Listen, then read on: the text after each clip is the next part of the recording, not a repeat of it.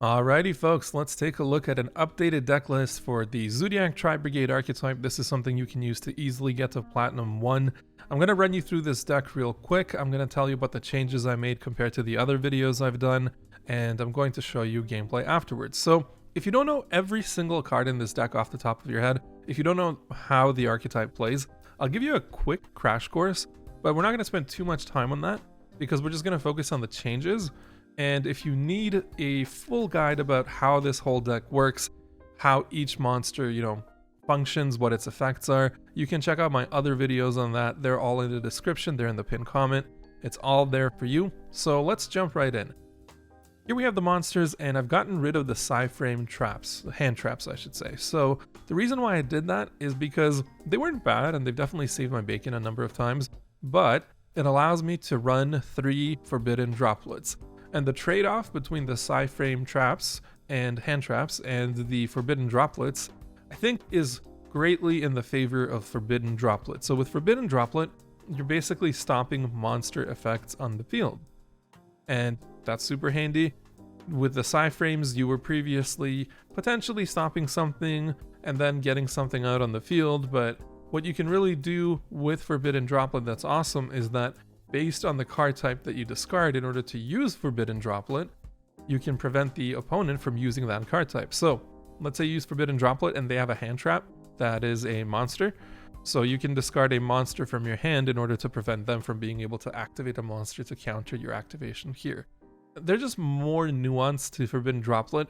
That's why I've used it to replace the frame hand traps, and it is a UR unfortunately, so it does take quite a bit to craft all 3 of them. Now, I've also reduced the number of lightning storms in this deck.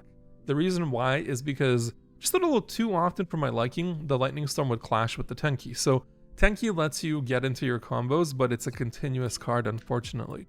Lightning storm, although it can pop front row, it can pop back row, you can't activate it if you have a face-up card on the field.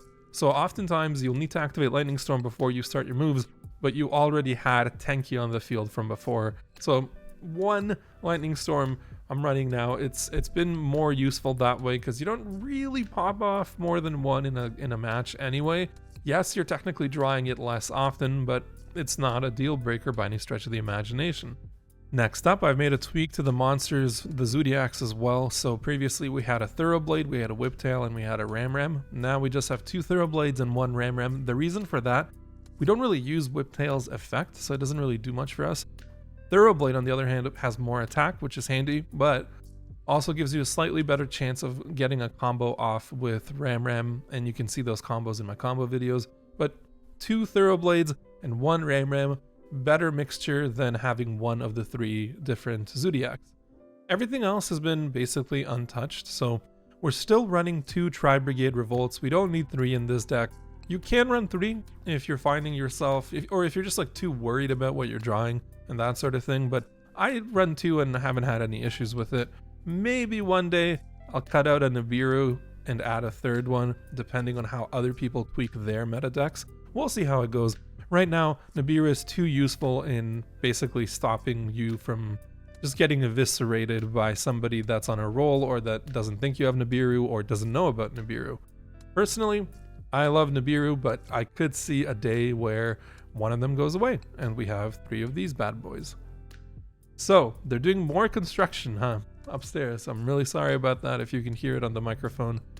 It's very annoying, but what can you do? Now, into our extra deck. We haven't changed anything here. So that's it for the changes to the deck. They are subtle, they are minor in appearance, but they make a drastic difference. And plus, this finally lets us go from 41 cards to 40, which just helps with drawing, an X amount of percent. It's probably not that drastically different in terms of draw power, but it helps. And, having 3 Forbidden Droplets is also huge. I haven't touched anything in the extra deck. We'll see how other decks evolve. If I have to make an update to the deck again, obviously I'll do another video. But before we get into the gameplay, I want to give you a very quick crash course on how to play this deck. It's only going to take a minute or 2. I'm going to blaze through it. If you need a detailed description of everything, again, you can check out my full guides. They are on my channel, and the links are in the description. They're in the pinned comment. I think the main guide is like 45 minutes long, so it's quite long, but I cover pretty much everything. Okay, crash course.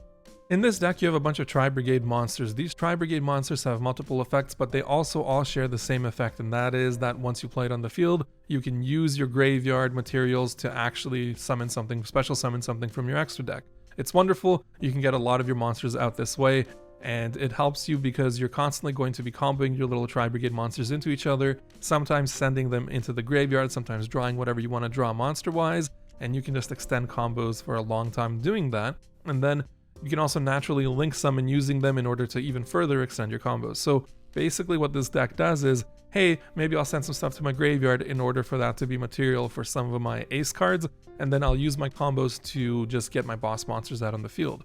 And we also have our Maxx C, draw power. We got Ash Blossom, which prevents the opponent from doing a bunch of different things, super handy. We got Nibiru, basically can destroy your opponent's board, which is super, super handy and super important, especially when you're coming up against players who aren't counting their special summons. Harpie's Feather Duster blows up back row. Pot of Desires gives you draw power, but you do banish 10 cards, and those banished 10 cards cannot be used by one of your best cards called Tri Brigade Revolt. Tri Brigade Revolt, basically, you flip this over, and now you can special summon one of your boss monsters from your extra deck using banished or graveyard cards, but not if it's banished by Pot of Desires. Just keep that in mind. We got Lightning Storm, can blow up front row, can blow up back row. Tenki is a combo extender, lets us draw whatever monster we want, or a combo starter, whatever you want to call it. Call by the Grave stops graveyard effects, super handy. Can also stop hand traps. Forbidden Droplet negates monster effects, extremely handy. Infinite Impermenance also negates monster effects and can stop spell and trap cards as well. Tri Brigade Revolt I already mentioned, very important card. We got the Zoodiacs here. They all have different effects, but the ones you want to know the most: Drident can destroy a card on the field. Zeus can blow up the entire field. All Mirage is a combo extender when you don't have a lot of plays. Ancient Warrior's Oath, Double Dragon, or whatever his name is, he can return a card to its hand. Farajit is a combo extender. Bearbrum is a combo extender. Crestflorer can be used on his own for his attack points, or can lead into Access Code Talker. We got Rugal here, that's a common extender, but also combo extender, but also gives you draw power. Appaloosa basically negates a whole bunch of monster effects. Access Code Talker can blow up cards and can power itself up to like 5300 attack basically. And then Shireg the Ominous Omen is one of your boss monsters that can banish something on the field and also has 3000 attack points. That's a crash course. If you want more details, check out those videos. Now let's move on to the gameplay.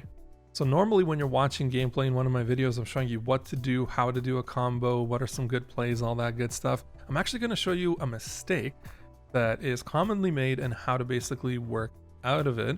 And the reason why I'm doing that is because in the other videos I've already covered pretty much everything there is to cover. I mean, there's always more you can cover, you know what I mean, but basically I use Fraktall's effect there to start off our bread and butter combo, which then sends Kitt into the graveyard, which allows us to send Nervall into the graveyard, which then allows us to draw a card. And the reason why we're doing things a little bit differently here, apart from what I just mentioned, is because a common mistake that kind of new or returning or just excited Yu-Gi-Oh players make is trying to get out their best monsters as soon as possible. But if they're not protected, they're not really your best monsters. So anyway, we put Fraktall down on the field now, and we're going to use its effect. We're going to go with the 2 option, and we're going to banish 2 of our cards. So that means from our extra deck, we can grab something that needed those 2 cards. We're going to grab Farajit. Farajit is going to extend our combo here. We activate its effect in order to special summon our other Tri Brigade from our hand onto the field. And from here on out, you have so many different plays that you can make, but here is where the mistake gets made. We're turn 1, we don't really have any way to protect our monsters, not any awesome way. We don't know what our opponent has. Who knows? You would be playing something else different, or what am I saying? You would be normally playing a different opener than what you're about to see. So far so good though. We got Bearbrum, and Farajit's effect is now going to activate from the graveyard, so we can draw a card, but then we have to return a card back to the deck. We get Ash Blossom, that's great. Let's get rid of Nibiru for now at least. And this is a tough choice because, I mean, you can make a case for getting rid of any one of those cards.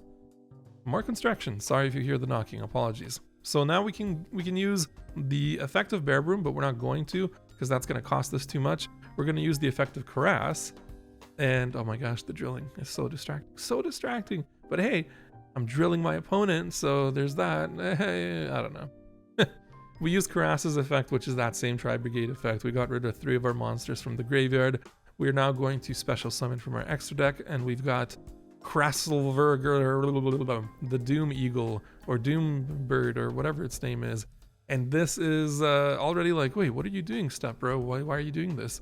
Well, we're going to make Access Code Talker on the first turn unprotected. So, not a great idea, because Access Code Talker, one of the best cards in the whole game. But what are we doing with it just completely out in the open? Well, if you're a new player, you're making this mistake potentially. If you're a returning player, potentially. If you're just an excited player. And hey, maybe sometimes you just do it for fun. Sometimes misplaying can be, you know, leading to a more fun duel, honestly. Which sounds weird, I know. So we got an Access Code Talker in the field. Now we can use Bear Broom's effect, which will allow us to get our Tri Brigade Revolt, which, if you remember, it's our nice fancy card that allows us to special summon from the extra deck by using the graveyard in the banish zone. We can also activate Code Talker's effect, which will power it up. So here is another mistake that's very easy to make. We selected the wrong card to power up Access Code Talker. Had we selected the 3-star or level 3 card, we would have had more attack points. We would have had 5,300 attack points, but we're stuck with 4,300. So, wait, did I say 53 attack points? You know what I mean. 5,300, 4,300. Anyway, we had to put a card back in the deck because of the effect of Bear Broom, but we got Tri Brigade Revolt out of it, so it's okay. So, this is a dumb opener. Like, our best card, or one of our best cards, is unprotected on the field. Can't really respond to it. And we are now forced to use Tri Brigade Revolt right away. Maybe we wanted to wait until there was something else in the field. This will result in us summoning our Ominous Omen Shreg, and we're wasting it because when it summons, it can basically banish something on the field, but we don't get to do that because the field is empty. So it's just another reason why this is not a good opener. Yeah, you're going to have a bunch of attack points on the field, but they don't really mean anything. Having attack points was a thing back in like 2006, I guess. At this point, it's not a you know, who can make the best beatdown type of game. It hasn't been that in many, many years. Let me just take a sip of water here. 1 second, sorry. All right. We got Omen back on the field, or on the field for the first time. And as you can see, we can't use its effect, but we can use our Kitt's effect, which is to send something to the graveyard. We're going to send Nervall to the graveyard. Sorry, what am I saying? I'm activating Nervall's effect as well, so that we can draw something, is what we're doing here. And the reason why these effects are being activated is because we brought those monsters back on the field, and then they went back to the graveyard, and so their effects are being used.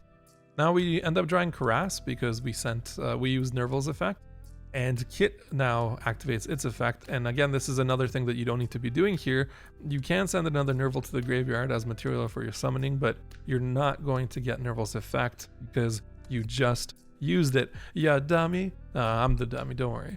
By the way, really liking this field. I think this is my favorite field in the game. Like my side of the board, it's got those little petals floating across. It's got the little fish that I'm constantly clicking on. I like to play with my fish. I'm sure you like to play with your fish as well. So my opponent here is probably thinking like, what the hell is this guy doing? He has no clue, but little does he know, this was all planned. No, it wasn't. Anyway, we use Ash Blossom here without really reading the opponent's card or anything like that, because at this point, we're just making mistakes, right? That's the point. You should probably read the card first and then see if you need to do Ash Blossom, because maybe you needed to do Ash Blossom later on in the combo. You don't know that without reading. So I know I've joked about, you know, not reading cards, but you do get a glance at them at least just to get a sense of where the action is going.